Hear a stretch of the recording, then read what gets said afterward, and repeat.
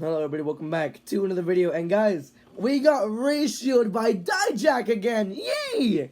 Yeah, this happened earlier. I'm like, he had a match on WWE Speed, which will not come out for like 2 weeks. I'm like, the Dijak hijack better be at least a minute long, or I'm gonna get pissed. And he says it's 3 minutes long, so... And it's a banger, too. Apparently, everyone at Raw said it was a banger, but right now we're talking about the actual episode of Monday Night Raw, not the tapings of anything else. So, yeah. Let's get right on into it. So I'm gonna go over all the matches and segments. I'm gonna rank all of them and then rate the whole show out of 5. So it started out with Drew McIntyre and Damian Priest's promo. This was just a regular segment, just another like kind of I don't even know, trying to hype us up for Clash. But the stipulation here, which would apply in the main event, which if Drew McIntyre beat Finn Balor, he would the Judgment Day will be barred from ringside. But if Finn won, that means the Judgment Day can be there whenever they want. So. Yeah, I'm going to give that whole segment a 3.5 out of 5. That was pretty good. Yeah, good start. The opening match was Io Sky versus Lyra Valkyria, Queen of the Ring tournament rematch. And this was actually like a pretty good match for how long it lasted. It lasted like, what, 8-9 minutes? Io Sky finally got a win, which, thank goodness, man. Like, it's been like, I hate seeing her lose. But then she's still on her terroristic rampage. Oh, boy. But Io got the win, 3 out of 5, in my opinion. So next up is the LWO, Dragon Lee and Rey Mysterio, and Braun Strowman versus the Judgment Day, Dom and JD, and Carlito. This was a really, really fun tag match. This is, for some reason, no, it's not. But this was a really fun tag team match, in my opinion. In my opinion, it was really fun. Once they get the Liv Morgan shenanigans strike again, I do not want to talk about what just happened. Just... shout out to Zelina Vega for keeping it not keeping it PG because it was never PG in the first place.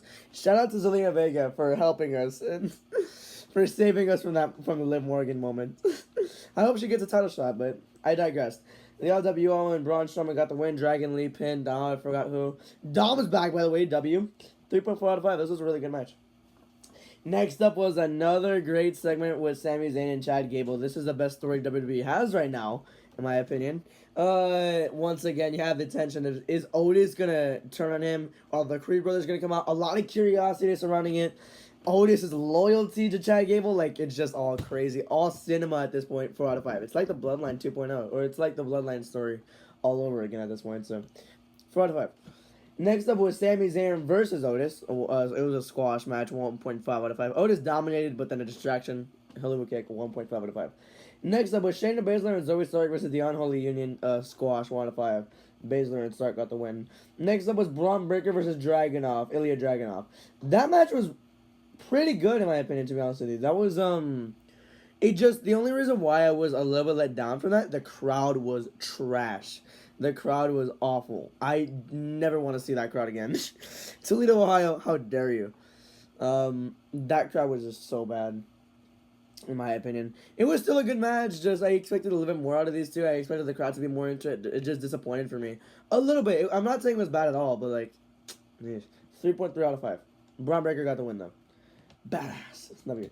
Next up was the World Tag Team Championship between Awesome Truth versus the Authors of Pain.